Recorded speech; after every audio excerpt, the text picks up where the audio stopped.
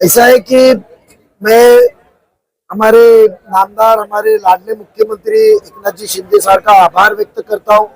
साथ ही में इसका पूरा योगदान हमारे को जो मदद करने का हमारे लाडले उप मुख्यमंत्री अजीत दादा पवार साहब को देता हूँ, जिन्होंने विशेष निधि अपने प्लानिंग डिपार्टमेंट से हमको दिया है। और फडणवीस साहब का आभार व्यक्त करता हूँ।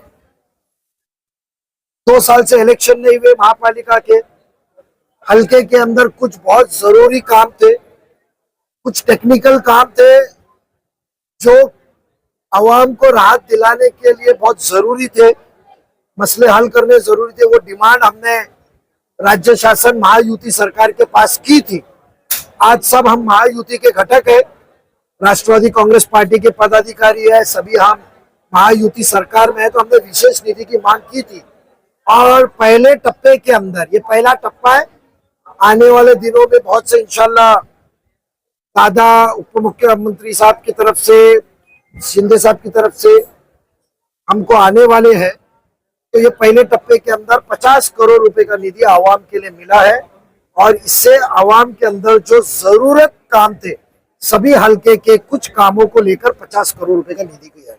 जिस तरीके से आने वाले समय में विधानसभा 3 टर्म के विधायक है, इस तरीके से आपके पार्टी के माध्यम से कि आपके पार्टी की तरफ से कौन सा उम्मीदवार होगा?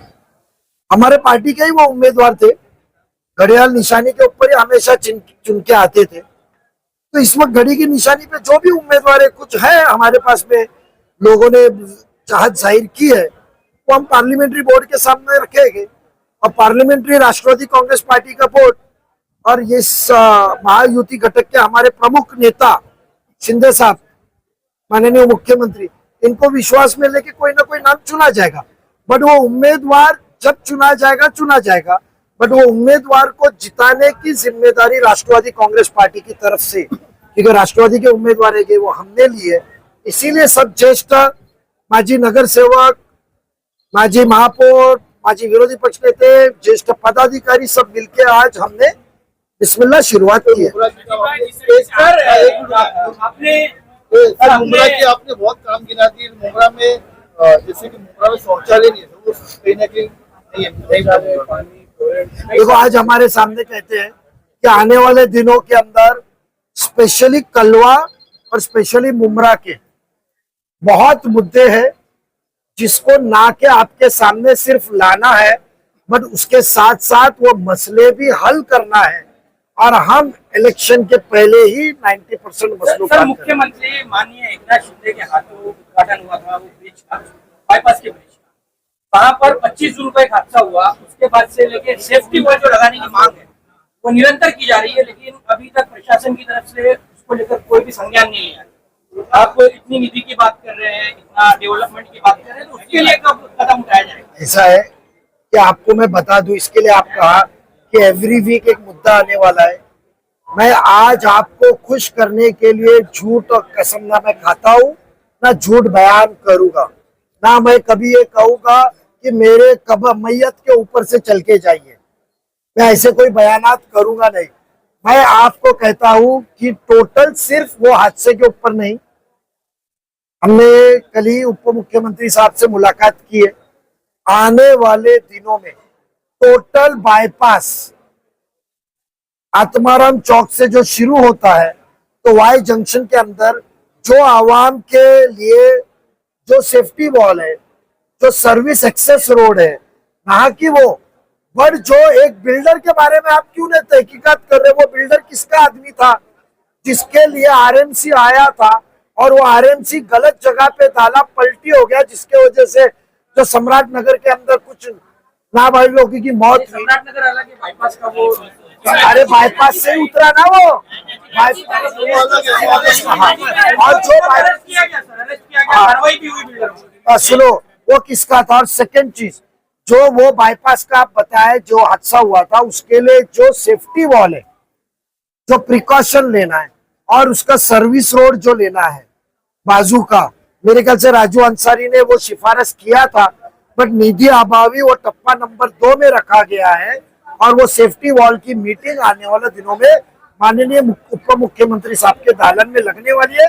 और वहां से आने वाले दिनों में निधि अभावी मिलने वाली जिस तरीके से एनडीए में आप मौजूद हैं, एनडीए में सरकार है, महायुति। हाँ, महायुति की सरकार है इससे, लेकिन आपका एक घटक पक्ष है मन से लगातार अल्पसंख्यकों को लेकर विषय को बयान करता है, क्योंकि लोकसभा में जिस तरीके से मैं आपके बयान से मुत्तफिक नहीं हूँ, क्योंकि वो घटक पक्ष नहीं है, ना हमारे वो सरकार में है, ना उनका पाठिंबा है, और उनके अध्यक्ष उनकी बातों से हम सहमत नहीं है, और वो चीज का एतराज हमने पिछले खासदारी की निवडणूक में ना किया हम, बट खुसूसन शिवसेना की तरफ से भी उसका एतराज जताया गया था, हर पार्टी की तरफ से एतराज जताया गया था।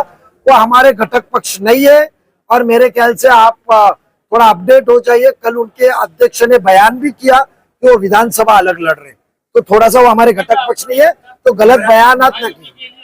ज्यादा मेहनत करनी पड़ेगी मुमरा में, इसकी महायुति को ज्यादा मेहनत करेगी लोकसभा के चुनाव को देखते हुए। हर इलेक्शन में मेहनत करनी पड़ती है हर एक को, और उसकी तरफ से मेहनत तो करते आ रहे हैं, आगे भी मेहनत करेंगे, कामयाबी देने वाला तो ऊपर वाला है। क्योंकि उनकी विचारधारा भी अलग है, तो क्या जो चेहरा है, कौन सी विचारधारा?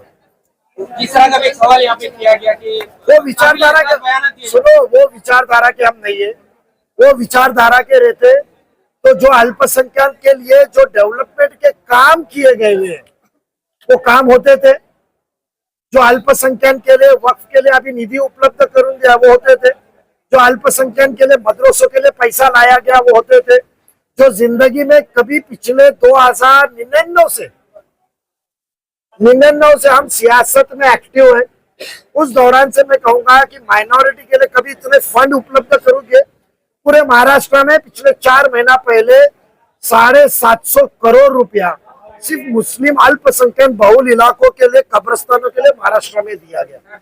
1 साल के अंदर इतनी बड़ी रकम कभी किसी को दी नहीं गई थी। में जो डेवलपमेंट के काम हुए हैं उस पर क्या इंक्वायरी करेंगे या कबूल करेंगे? देखो, जो डेवलपमेंट के नाम पे पैसे की अफरा तफरी की गई है वो हमारे माजी नेता और आमदार उनके जो बयान और हकीकत में क्या है वो चिट्टा घोल पोल खोल करेंगे, और हकीकत में आवाम के सामने सही चेहरा हर चीज का लाएंगे।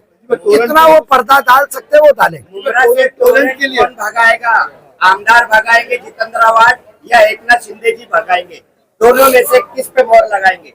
पहले तो जो कबर के ऊपर से चलने वाली बात करके क्या था वो लाश के ऊपर से जाएंगे। पहले सुनो, महायुति को कम वोट मिले तो शायद अब नहीं टोरेंट के ऊपर बात नहीं की जाएगी, इस तरह की भी बातें चल रही है। क्या महायुति को एक मिनट क्या कम वोट? महायुति को कम वोट दिया गया यहाँ से। देखो सुनो, जो ये हमने एक सोच बदलो मुमरा बदलेगा एक जिम्मा हमारा। एक मिनट आप उसको आप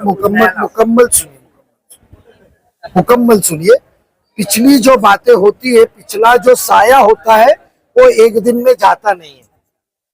तो जो हमने सब एक मिलके एक इंसान को जिम्मेदारी, सोच तो आवाम की बदली थी, मुमरा बदलने का जो जिम्मा दिया था, पता चला कि हम ही बदल गए मगर वो बदले नहीं।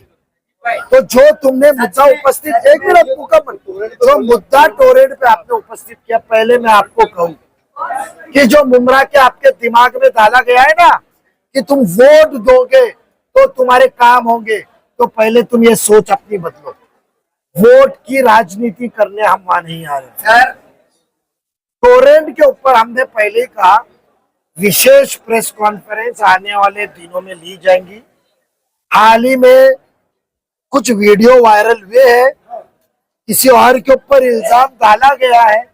हम सच्ची वाकयों के साथ, पुरावे के साथ आपके सामने आएंगे और उसके अंदर कैसी राहत दिलाई जाएगी, हकीकी बयान लाएंगे, हम झूठे बयान नहीं करेंगे। नहीं होती। टोरेंट कौन भगाएगा? सीएम एमएलए जितेंद्र आवाज? मेरी एक बात सुन लो आपको सुनो मेरी बात। मैं झूठ बात करूंगा नहीं, बात पसंद आए ना आए।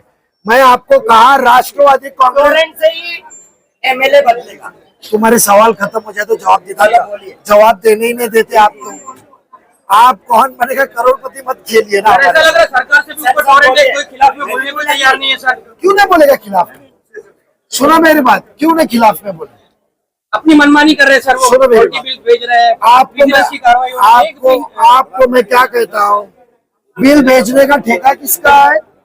बिल भेजने का ठेका किसका है?